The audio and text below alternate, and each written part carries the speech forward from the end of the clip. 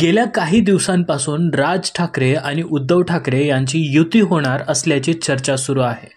उद्धव ठाकरे यांची नुकतीच शिवतीर्थावर जाऊन राज ठाकरे यांची भेट घेतली। ही दोन्ही बंधूंमध्ये पहिलीच राजकीय भेट आहे। गेल्या काही दिवसांपासून शिवसेना ठाकरे गटाचे प्रमुख उद्धव ठाकरे आणि मनसे प्रमुख राज ठाकरे यांची युती होणार असल्याची चर्चा सुरू आहे। वरळीमध्ये आयोजित करण्यात आलेल्या विजयी मेळाव्यानंतर दोन्ही ठाकरे बंधूंची अनेकदा भेट देखील झाली आहे। दरम्यान बुधवारी उद्धव ठाकरे यांनी राज ठाकरे यांचं निवासस्थान असलेल्या शिवतीर्थावर जाऊन राज ठाकरे यांची भेट घेतली। कौटुंबिक भेटीनंतर ही दोन्ही ठाकरे बंधूंमधील पहिलीच राजकीय भेट होती। यावेळी दोन्ही ठाकरे बंधूंमध्ये महानगरपालिका निवडणुकीच्या वाटाघाटी संदर्भात तब्बल 2.25 तास बैठक पार पडली। या बैठकीला शिवसेना ठाकरे गटाचे नेते संजय राऊत आणि अनिल परब देखील उपस्थित होते। समोर आलेल्या माहितीनुसार उद्धव ठाकरे हे राज ठाकरे यांना दसरा मेळाव्याचं निमंत्रण द्यायला गेले होते, अशी माहिती समोर येत आहे।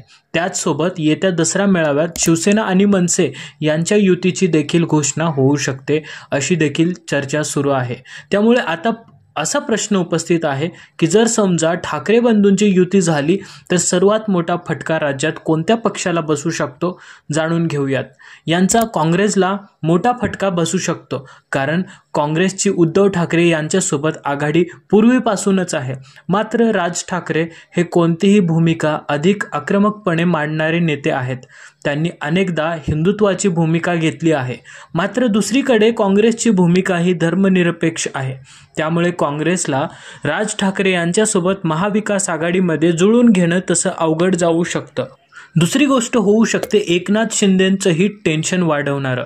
एकनाथ शिंदे यांच्याकडून वारंवार आम्ही बाळासाहेबांचे विचार पुढे नेत आहोत असा दावा केला जातो। मात्र जर दोन्ही ठाकरे बंधू एकत्र आले तर शिवसेना पक्षावर सध्या असलेली एकनाथ शिंदे यांची पकड काही प्रमाणात कमी होऊ शकते। तसेच राज ठाकरे आणि उद्धव ठाकरे यांचा मतदार देखील एकच आहे। याचा फटका हा शिंदे यांना बसू शकतो। भाजपला सुद्धा फटका बसू शकतो। भाजप हा राज्यात आणि देशातही सर्वात मोठा पक्ष आहे। मात्र जर ठाकरे बंधू एकत्र आले तर त्याचा मोठा फटका हा भाजपला मुंबई पुणे सारख्या मोठ्या शहरात महापालिका निवडणुकांना बसू शकतो, कारण शिवसेना आणि भाजपचा मतदार एकच आहे। मनसे आणि शिवसेना ठाकरे गट वेगवेगळे लढल्यामुळे मतदारांचं विभाजन होतं। मात्र ते जर एकत्र लढले तर मतदान फुटणार नाहीत, त्याचा फटका हा भाजपला बसू शकतो। तर मित्रांनो, तुम्हाला काय वाटतं या संदर्भात नक्की कमेंट करून सांगा। आणखीन व्हिडिओ बघायचे असतील तर माझ्या चॅनलला सबस्क्राईब करा, लाईक करा आणि शेअर सुद्धा नक्की करा।